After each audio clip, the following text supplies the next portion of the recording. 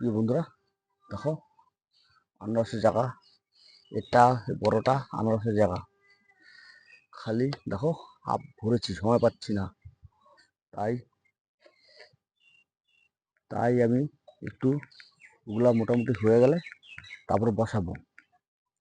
দেখো তোমরা কিরকম কিরকম লাগছে। দেখো খালি আনারস এখানে একটুখানি বেশি হয়ে যাচ্ছে লাগানো। তাই এখান থেকে তুলে এখানে লাগাবো। আমি এখানে লাগাবো। এরকম লাগছে খালি বলো। আনারস এটা কিন্তু জলের ড্রাম, একটা জলের ড্রাম,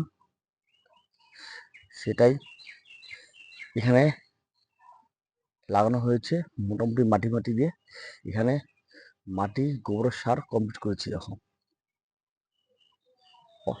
পাতা পচা এসব সব দিয়ে ছাদে যা পাতা হয় সব এখানে আছে। এখানে হওয়ার সেটা দিয়ে দু মাটিতে ভালো মিক্সিং করে বাদাম খোল, নিম খোল, সর্ষার খোল, সব যত রকম সার আছে সারটা মিশিয়ে ওই যে ছোটো ছোটো আনারসের টেংরিগুলো বসা দেবো।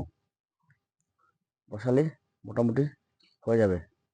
আবার সামনের বছর দেওয়া কতগুলি আনারস হয়। সামনের বছর তো টার্গেট আছে আমার 20 পিস মিনিমাম হবে। 20, আমার বিশ্বাস আছে 20 পিস হবে। এরকম লাগলে লাইক, শেয়ার, কমেন্ট করো। ভালো লাগলে